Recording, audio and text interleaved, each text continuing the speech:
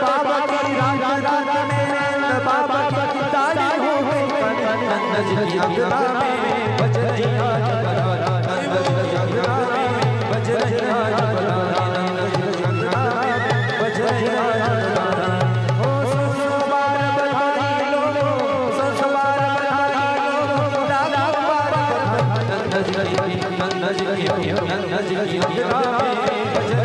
बरात नंद जी की अंगना में बज रही आज बरात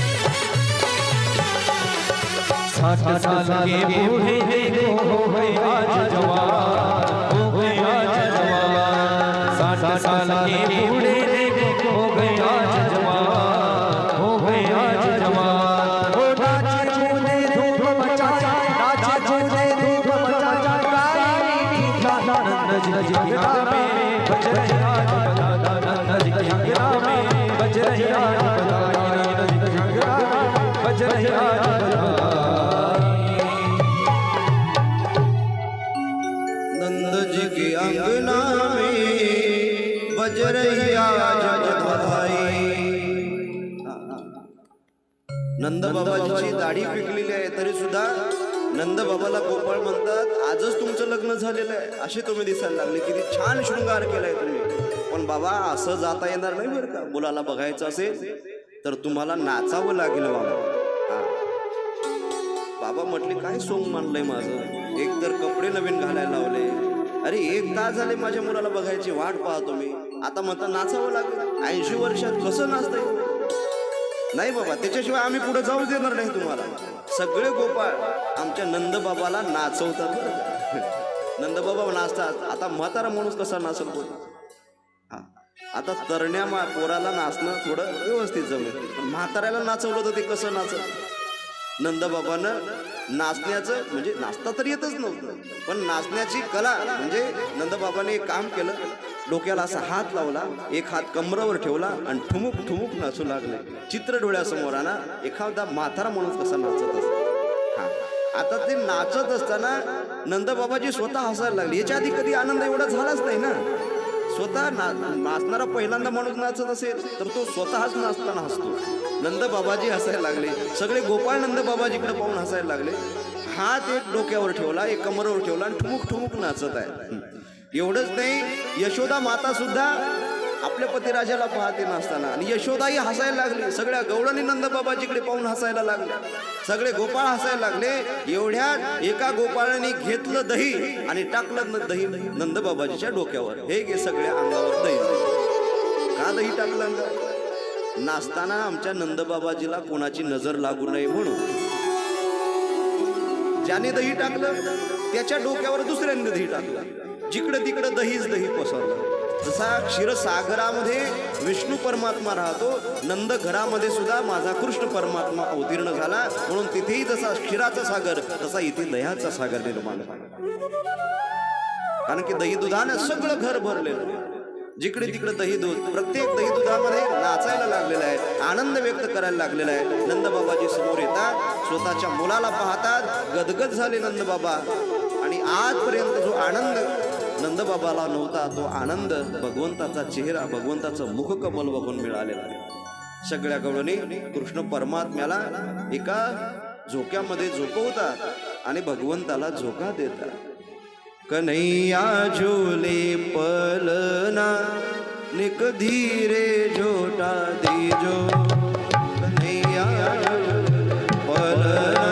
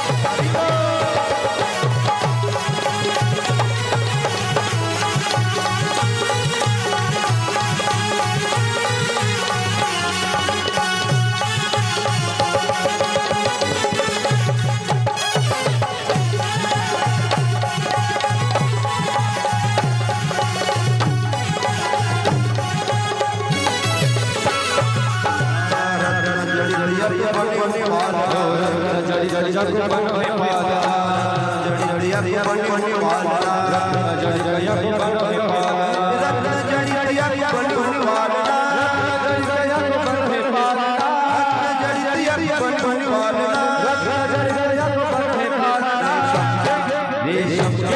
रेशम के धागे गुलर कहोरा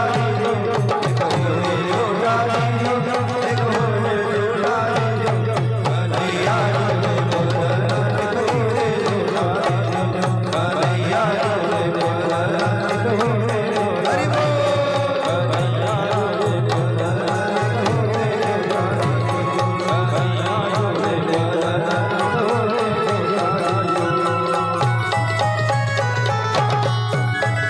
कन्हैया झूले पर कहोरे जोड़ा दियो कन्हैया जोड़ा दियो कहोरे जोड़ा दियो कहोरे जोड़ा दियो कहोरे जोड़ा दियो कन्हैया झूले पर कहोरे जोड़ा दियो कन्हैया झूले पर कहोरे हरि बोल कन्हैया झूले पलना निक धीरे झूला दीजो मेरो लाला झूले पलना निक धीरे झूला दीजो बोल कृष्ण कन्हैया बाकी बिहारी आज के आनंद की माझा देव झोपलेला आहे यशोदा माता म्हणते गवळणींना थोडं हळूहळू झोका द्यावं नाही तर काही बायकांना सवय असते का जोरात झोका देतात का जोरात झोका देतात अरे माझं लेकरू झोपलेलं आहे आत्ताच पाण्यात टाकलेलं आहे त्याला हळू झोका द्या हळू झोका नेक धीरे छोटा दीजो हा म्हणजे धीरे धीरे हळूहळू द्या नंदाचा उत्सव 1 वर्षापर्यंत चालला बरं का 1 वर्षापर्यंत देवाचं नाव ठेवलं नाही 1 वर्षापर्यंत सगळे आनंद उत्सव आणि आपली भारतीय संस्कृतीच अशी आहे उत्सव प्रिय लोक आहेत उत्सव करण्यात तरबेज आहे आणि त्यातल्या त्यात आमच्या माय मावल्यांना सांगा ना एखादा उत्सव येऊ द्या एखादा सण येऊ द्या ती सगळं घर साफ करते 8 दिवसांपासून ती तयारी करते दिवाळी आली की लक्ष्मी आले की तुमच्याकडे लक्ष्मी बसतात हा गौरी गणपतीच्या 8 दिवसापासून ना की 9 येते अरे नवऱ्याले पोराले जेवण पण भेटत नाही त्या 4-5 दिवसात बरं का हा तुम्ही 4 दिवस माझ्या मधात येऊ नका मला घरचं काम करायचंय मला घर सारवायचंय मला 4-5 जणाला कामाला ठेवते वाटतं असं मोठं घर असं म्हणजे आमच्या माता माय माऊल्या सण प्रिय आहे उत्सव प्रिय आहे यशोदा माता यशम ददाती ती यशोदा यश प्रदान करते तिला यशोदा म्हणतात आणि नंद म्हणजे आनंद यशोदा आणि नंदजी आवाज दोघी इतकं खर्च करतात महाराज इतकं दान करतात जो येईल त्याला काही ना काहीतरी सोनं चांदी रत्न हिरे माणिक मोती जो गोपाळ येईल जो ब्राह्मण येईल ज्या गवळण येतील त्या सर्वांना दान धर्म सगळं लुटवलं म्हणून पोरग झालं की आपलं लुटायची परंपरा आहे की नाही त्याला लुटतात पोराला त्याला चॉकलेट टाकतात अंगावर गोळ्या टाकतात आहे की नाही म्हणजे लुटण्याची परंपरा तेव्हापासून आहे हे लुटणं म्हणजे काय आपल्याजवळ जितकं आहे आनंद झाल्यामुळं आपण त्याच्याकरता खर्च करतो नंदजीच्या घरी 9 लाख गायी होत्या किती 9 लाख गायी त्याच्यातल्या 2 लाख गायी नंदबाबांना ब्राह्मणांना दान केल्या किती 2 लाख गायी ब्राह्मणांना दान केल्या त्याही सवत्स दान केल्या अशा तशा नाही आणि त्याही त्यांच्या शिंगामध्ये सोनं धारण केलं त्यांच्या पायामध्ये चांदीचे खूर बसवले हा आणि नंतर सोन्या चांदीने मढवून अशा गायी दान केल्या एवढं सोनं नाणं एवढं हिरे माणिक मोती नंदबाबाकडे होते हा नंदबाबांनी मुलाला पाहिलं यशोदा मातेनं टोपी घातलं. आता हळूहळू माझा कृष्ण मोठा होत आहे. पण इकडे नंदबाबाला असं वाटत आहे आपण याच्यातच गुंतलो, पण कंसाचा कर देणं अजून बाकी आहे. वार्षिक कर नंदबाबाजी सगळ्यांचा गोळा करून कंसाला देत होते, कारण की त्या मथुरेचा राजा कंस होता. याने आपल्या बापाला कारागृहामध्ये टाकलं होतं. त्याचा एवढा अत्याचार झाला होता की त्याच्या अत्याचारामुळंच देवतांनी आकाशवाणी केली होती. सगळ्या इंद्रादिक देवतांनी आकाशवाणी केली आणि आकाशवाणीनं सांगितलं, ज्यावेळेस कंस स्वतःच्या बहिणीला देवकी हिला रथात बसून निघालेला होता, आकाशवाणीने सांगितलं, अस्यास्त्वम अष्टमो गर्भो हंतायाम स्वजनो बुध. हे अबुध, हे मूर्खा, हे कंसा, तो नाटक करतोस. कंसाने नाटक केलं होतं. कुठलं नाटक? आपल्या बापाला कारागृहात टाकलं. होता दुष्ट, पण दाखवलं काय? आपल्या बहिणीचं थाटात लग्न करून लोकांचं मन जिंकायचं, आपल्या बहिणीच्या लग्नात खर्च करायचा, लोकांना सोनं नाणं द्यायचं आणि आपण चांगलं आहो हे भासवायचं. निवडणुकीच्या काळात तेच होते ना. आधी काही नाही, फक्त एका महिन्यात हरिश्चंद्र राजा आपल्याला दिसतात. ते लोक इतकं आमिष देतात, इतके प्रलोभन देतात. अरे काही लोक 500 रुपयात विकल्या जातात, दारूच्या एका क्वार्टरवर विकल्या जातात. पण आपल्या या बोटात खूप ताकद आहे.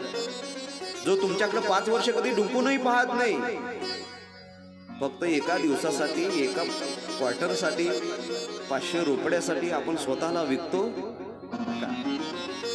कंस लोकांना प्रलोभन दाखवत होता. थोडा आवाज द्या. स्वतःला दानी आहे, स्वतःला परोपकारी आहे, चांगला आहे हे दाखवत होता. पण आकाशवाणीला, इंद्रदिक देवतांना असं वाटलं, यदा कदाचित देवकी मातेला सुद्धा जर वाटलं की माझा भाऊ खरंच चांगला आहे, तर हिच्या उदरातून कृष्ण जन्माला येणार आहे, म्हणून आपण या कंसाचा वध व्हावा याच्यासाठी आकाशवाणी करायची. देवतांनी आकाशवाणी केली आणि आकाशवाणी सांगितलं, हिचा 8वा मुलगा तुला मारणार आहे. कंसाने कारागृहामध्ये टाकलेला आहे देवकी वसुदेवाला.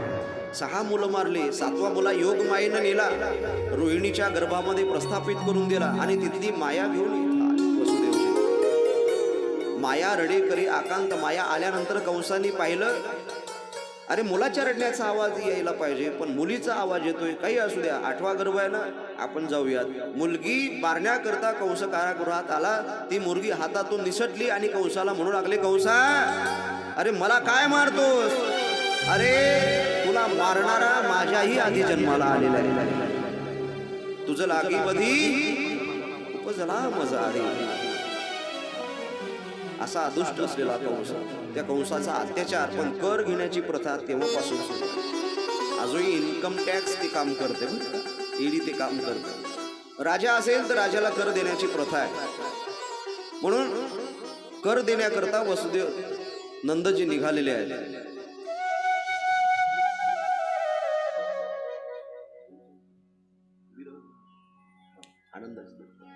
आणि मग नंद बाबाजी कर देण्याकरता निघाले. आपला राजा आहे कंस, त्या कंसाला कर देण्याकरता निघाले. पण गोकुळातल्या गोपाळांना सांगितलं, गोपाळांनो मी तर चाललेलो आहे, पण मी जात असताना माझ्या मुलाकडे लक्ष ठेवा बरं. संकट येऊ शकतात, माझा मुलगा तुमच्या स्वाधीन करून चाललोय. हा, तंटामुक्तीचे अध्यक्ष असतात गावागावात, आहे की नाही?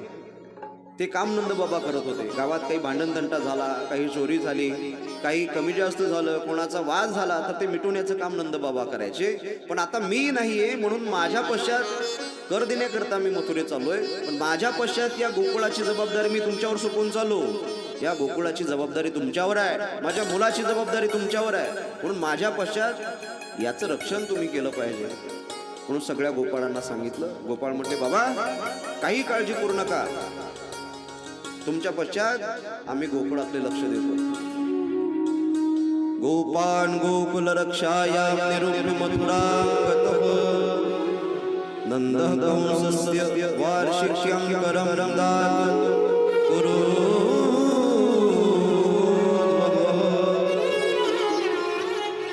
नंद बाबा मथुरेमध्ये आले. कंसाला कर दिला आणि वापस निघतात तितक्यात वसुदेवाचं दर्शन. नंद बाबांनी वसुदेवाला पाहिलं. वसुदेवानी नंदबाबाला पाहिलं, दोघांची नजर झाली आणि मग नंदबाबा वसुदेवाला बोलायला लागले, वसुदेवा अरे काय किती दिवस झाले आपली भेट नाही, कुशल मंगल आहे ना सगळं, किती दिवस झाले आपण बोललो नाही, भेटलो नाही, बरं आहे ना, ठीक आहे ना सर्व. मला असं कळालं तुझे 6 मुलं कंसाने मारले, एक मुलगी होती ती सुद्धा आकाश मार्गाने निघून गेली. वसुदेवजी स्वतःच्या मुलाचं दुःख म्हणजे स्वतःची मुलं मरण पावले त्याचं दुःख दाखवत नाही, उलट वसुदेवजी नंदबाबाला म्हणतात, बाबा मी ठीक आहे, पण मला असं कळालं की तुम्हाला सुद्धा मुलगा झाला, तुम्ही अजून आमचं तोंड गोड केलं नाही, तुम्ही अजून आम्हाला भरवलं नाही, हा तुम्हाला मुलगा झाला. म्हणजे मित्र कसा असतो याचं लक्षण या 2 वाक्यामध्ये आपल्याला बघायला मिळतं. नंदबाबाजीला मुलगा झाला, पण त्या मुलाचा आनंद नंदबाबा वसुदेवाला सांगत नाही. 80 वर्षाच्या 85 वर्षाच्या वयात नंदबाबाला मुलगा झाला, पण स्वतःचं सुख सांगत नाही, स्वतःचा झालेला आनंद नंदबाबा वसुदेवाला सांगत नाहीये, तर मित्राच्या दुःखामध्ये सहभागी होतात आणि त्याचं दुःख विचारतात, अरे तू बरा आहे ना, मला असं कळालं कंसाने तुझी मुलं मारली. याला मित्र म्हणतात महाराज. आणि वसुदेवजी सुद्धा स्वतःचे मुलं मरण पावले, कंसाने 6 मुलं मारले, एक मुलगी होती ती आकाश मार्गाने निघून गेली. स्वतःचं दुःख विसरतात आणि नंदबाबाजीच्या आनंदामध्ये सहभागी होतात, नंदबाबाला झालेल्या मुलाच्या आनंदात सहभागी होतात. मित्र असा असला पाहिजे. आपल्यावर किती दुःख असेल, पहाडा एवढं जरी आपल्यावर दुःख असेल तरी जो मित्राला सांगत नाही तो खरा मित्र असतो. आणि मित्राचं मोहरी एवढं जरी दुःख असेल, मोहरी एवढं, तरी ज्याला पहाडा एवढं वाटत असतं तो खरा मित्र असतो. आपल्याकडे किती दुःख असेल पण जो मित्राला कधी सांगत नाही तो मित्र असतो. आणि मित्राचं थोडं दुःख असलं तरी ज्याला पहाडा एवढं वाटतं त्याचं लक्षण खऱ्या मित्राचं लक्षण आहे. म्हणून नंदबाबाजी वसुदेवाला मुलं मेले म्हणून त्याच्या दुःखामध्ये सहभागी होतात आणि वसुदेवजी नंदबाबाजीच्या आनंदामध्ये सहभागी होतात. याला मित्रत्व म्हणतात. असा एक तरी मित्र माणसाच्या आयुष्यामध्ये असला पाहिजे, जेणेकरून असा एक खांदा आपण निर्माण केला पाहिजे की ज्या खांद्यावर आपण दुःखी असलो तर मान ठेवून डोकं ठेवून त्या खांद्यावर आपल्याला समाधान मिळालं पाहिजे. एक तरी मित्र असा आपल्याला भेटला पाहिजे. म्हणून नंदबाबाजी आणि वसुदेवजी दोघांचा संवाद सुरू आहे. पण इतक्यात वसुदेवाला असं वाटलं, नंदबाबाजी इथं काय करायला लागले, मी माझ्या मुलाची सुरक्षा म्हणून नंदबाबाजीच्या घरी मथुरेतून कारागृहातून कंसाच्या भीतीने गोकुळात नेऊन ठेवलं, मी नंदजीच्या घरी मुलगा नेऊन ठेवला, नंदबाबाजी इथं आले, अरे संकट आले तर काय होईल, माझ्या मुलावर संकट येतील. म्हणून वसुदेवजी नंदबाबाला म्हणतात, नंदजी मी असं ओळखलं, मी ज्योतिषशास्त्राचा तज्ज्ञ आहे, मला असं जाणवत आहे की तुमच्या गोकुळावर काहीतरी संकट येणार आहे, तुम्ही लवकरात लवकर गोकुळामध्ये निघून जा. नंदबाबाजीला सुद्धा वाटलं खरंच खूप वेळ झाला, आपण गोपाळांच्या स्वाधीन करून कृष्ण परमात्म्याला देवाला स्वाधीन करून इकडे आलेलो आहे, आपण लवकरात लवकर गेलं पाहिजे. पण नंदबाबाजी येण्याच्या अगोदर माझ्या देवाची मावशी येऊन टपकली होती. काय नाव, पूतना. नंदबाबाजी चालत चालत मथुरेतून निघाले, त्याच्याही अगोदर पूतना मावशी येऊन टपकली. कारण कंसाने सांगितलं होतं, एका महिन्यातली जितकीही काही मुलं असतील या परिसरामध्ये पंचक्रोशीमध्ये सगळ्या मुलांचा वध करा. कारण की आकाशवाणीने सांगितलं होतं 8वा गर्भ मारणार, 8वा गर्भ निघून गेलेला होता, वसुदेवाने नेऊन ठेवलेलं होतं. कंसेन प्रहिता घोरा पूतना बालघातिनी शिशूंश्चावर निघनंती पुरग्राम व्रजादिषु. म्हणून नगरामध्ये भ्रमण करून पूतना मावशी निघालेली आहे. पूतना मावशीला काही गवळणी बधाई देत असताना एका रस्त्याने चालताना दिसल्या. पुतणीनं काय केलं, पुतणीला असं वाटलं जर बधाई देण्याकरता ह्या रस्त्याला चालत आहेत, नक्की इथं कोणीतरी मुलगा जन्माला आलेला आहे, म्हणून आपण सुद्धा यांच्यामध्ये सहभागी व्हायचं, या गवळणीमध्ये सामील व्हायचं आणि तो कोण मुलगा आहे त्या मुलाची भेट घ्यायची आणि त्याचा वध करायचा. पूतना पूतान्नयती, जी मुलाला पळून नेते आणि मारून टाकते, तिचं नाव पूतना. म्हणून अशी पूतना एक चांगलं रूप धारण करते. इतकी सुंदर दिसायला लागली, इतकी सुंदर दिसायला लागली पूतना, गवळणी पुतणेकडे पाहून प्रलोभित झाल्या. गोपाळ सुद्धा पुतणेकडे पाहून 80-80 वर्षाची म्हातारे पुतणेचा चेहरा पाहतात. आतापर्यंत पाहिली नाही, आज ही नवीन गवळण बघायला मिळते. म्हणून सगळ्यांच्या भोया उंचावलेल्या आहेत. पुतना मावशीला सगळे पाहतात, सगळे आश्चर्यचकित होतात. याच्या अगोदर आपण ही स्त्री कधी पाहिली नाही. इतकी सुंदर स्त्री आपण पाहतोय. अरे 80 वर्षाचे म्हातारे सुद्धा तिच्या मागं लागलं. बरं, इतकं सुंदर रूप तिनं धारण केलं. नाम म्हणे आली नंदची अंगणी, नाम म्हणे आली नंदची अंगणी, नाम म्हणे आली नंदची अंगणी.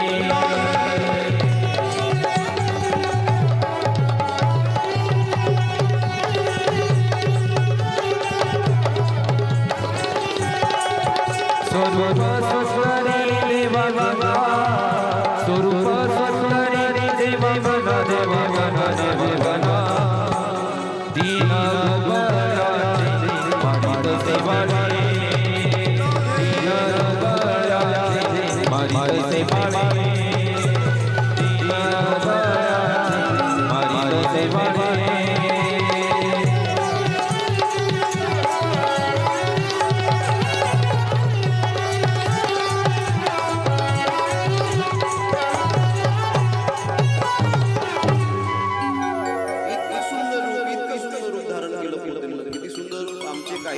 संत सांगतात, तिने जर पान खाल्लं तर ते पान गळ्यातून दिसायचं. एवढी सुंदर होती. इतकं सुंदर रूप धारण केलं पुतण्याने. आणि मग पुतना निघाली. गवळणीच्या सोबत पुतना निघाली. यशोदा मातेच्या घरी आली. आणि यशोदा मातेच्या घरी आल्यानंतर सगळ्या गवळणी बधाई द्यायला लागल्या. यशोदा बधाई हो, यशोदा बधाई हो, नंदजी बधाई हो, नंदजी बधाई हो. बधाई देत असताना पुतण्याला असं वाटलं, आपण सुद्धा याच्या सहभागी झालं पाहिजे. आपण या नवीन जन्मलेल्या पोराला पाहिलं पाहिजे, त्याला ठार केलं पाहिजे.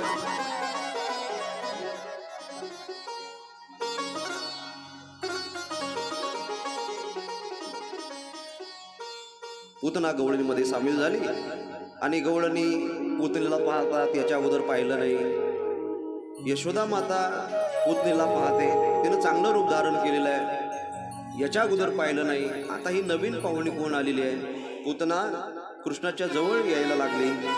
गवळणी कृष्णाला घेतात, पाहतात, पुन्हा पाळण्यात ठेवतात. पुतनेने सुद्धा कृष्ण परमात्म्याच्या दिशेने वाटचाल केली. इतक्यात यशोदेला वाटलं, ही कोण आहे, हिची चौकशी केली पाहिजे. आतापर्यंत हिला कधी पाहिलं नाही. पुतना समोर झाली आणि यशोदेला म्हणू लागली, यशोदा तुम्हाला ओळखलं नाही. यशोदा म्हणते, अगं तुला कधी पाहिलं नाही. अरे तुझ्या मुलाला बधाई देण्याकरता मी आलेली आहे, तुझ्या आनंदामध्ये सहभागी होण्याकरता मी आलेली आहे. मला ओळखलं नाहीस. यशोदेला वाटलं कोणती तरी दूरची एखादी पाहुणे असेल. पण तुझा परिचय काय आहे. त्यावेळेस पुतना मावशी स्वतःचा परिचय द्यायला लागली, मी कोण आहे. पुतना म्हणते यशोदेला, तुम्हाला ओळखलं नाहीस का. अगं मी तुझ्या काकीच्या, चुलत्याच्या, पुतण्याच्या, धीराची, ननंदीची भाषी आहे. नाही कळालं. मलाही नाही कळालं. आता पुन्हा सांगायला लावलं तर येणारही नाही. तू ओळखलं नाही. मी अगं तुझ्या चुलतीच्या, पुतणीच्या, काकीच्या, धीराच्या भाषेची ननंद आहे. नाही कळालं. कळणारच नाही. कारण की एवढं दूरचं नातं पुतना मावशीनं सांगितलं, ते यशोदेला वाटलं जाऊ द्या, कुठली तरी नातेवाईक असेल.